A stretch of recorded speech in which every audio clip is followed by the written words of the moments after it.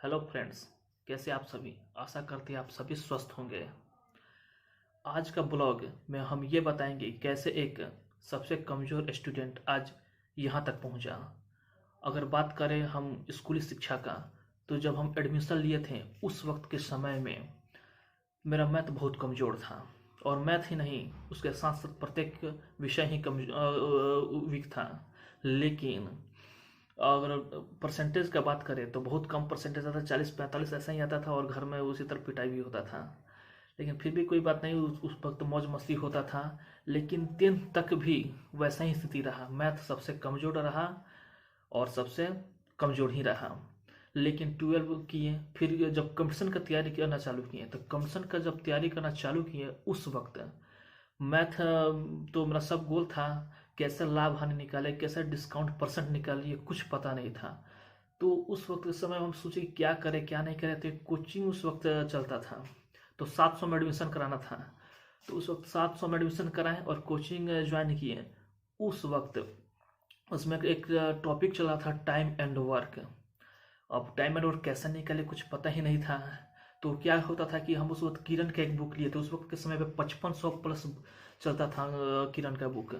तो उस बुक लिए तो क्या करता है कि सर जैसे बताता है कि एक किसी काम को 13 दिन में करता है, बी किसी काम को 12 दिन में करता है, दोनों मिलकर उस काम कितने दिन में करेंगे, ऐसे ही क्वेश्चन था। तो किरण का ये फैसिलिटी होता है कि टाइप 1 टाइप 2 टाइप 3 ऐसे कर देता है, अरेंज कर देता है। तो टाइप 1 सब बताया, तो हम क्या करते, घर आते थे, फिर टाइप 1 का पूरा क्वेश्चन बनाते थे। जो क्वेश्चन नहीं बनता था तो या तो सर से पूछते थे, नहीं तो अपने सॉल्यूशन में जाते थे, सॉल्यूशन में देखते थे कि वो कैसे बनाया है। फिर सॉल्यूशन में बनाते थे, फिर कॉपी पर उतारते थे। फिर कॉपी पर उतारते फिर समझते थे कि ये कैसा दिमाग लगा है, थोड़ा ये भी देखें। तो मतलब बेसिक से हम चालू किए थे, ये नहीं कि हाँ यूट्यूब देखें और यूट्यूब से पूरा सॉर्टेड ट्रिक हम सीख लिए, ऐसा कुछ नहीं हुआ। फिर वैसा ही करते करते प्रत्येक चैप्टर का ऐसे ही किए। और एक बार नहीं, उस 2018-19 के समय में उस किताब कम से कम 8 बार कंप्लीट किए। जब 3-4 बार कंप्लीट कर लिए तो कॉन्फिडेंस जागा। उसके बाद जो 4 स्टेप में जाते थे, उसके बाद हम 2 स्टेप में जाने लगे। फिर जो 8 स्टेप का था उसके बाद 4 स्टेप, फिर 3 स्टेप, ऐसे ही स्टेप घटता चला गया। तो मतलब ये रहा था कि अगर आप रोज प्रैक्टिस करते हैं तो होता है कि खुद से एक ये क्रिएट हो जाता है। और आप शॉर्ट ट्रिक पता कर, मतलब कॉन्सेप्ट से ही शॉर्ट ट्रिक आप पता कर सकते हैं। निरंतर अभ्यास, और मैथ अभ्यास का चीज़ था। और इंग्लिश के लिए हम क्या किए, तो इंग्लिश के लिए तो कुछ था नहीं, तो उस वक्त नीतू मैम का चलता था बुक, वो लिए बस उसी को पढ़ते थे और धीरे धीरे धीरे धीरे प्रैक्टिस से ही कुछ किए। फिर अगर अगर बात करें हम असफलता का, तो असफलता का बात करना सबसे अच्छा पॉइंट है सफलता। क्योंकि असफलता का बात करना सबसे अच्छा है, क्योंकि असफलता ही सफलता की जननी है। तो सबसे पहले हम 2018 का फॉर्म भरते, उस वक्त के लिए MTS था। MTS 2019 में था, नहीं उसका पहले ग्रुप डी था, सॉरी ग्रुप डी था, 2018 में ग्रुप डी आया था। तो ग्रुप डी में मेरा 93.93 के करीब नंबर आया था, जो भी 30 नंबर नॉर्मलाइजेशन हुआ था।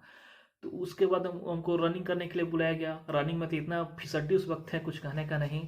मतलब कि रनिंग बहुत कमज़ोर था, क्योंकि दिन भर घर में बैठे रहते थे। अब रनिंग करने गया तो वहाँ पे हम 3 से 4 सेकंड से वहाँ पर डिस्क्वालीफाइड है, क्योंकि वहाँ पर गिनती मेरा ये हो गया, भूला गया कि भाई कितना राउंड हुआ है। 4 राउंड था, यहाँ पर 2-2 राउंड लगाते थे 500 मीटर का।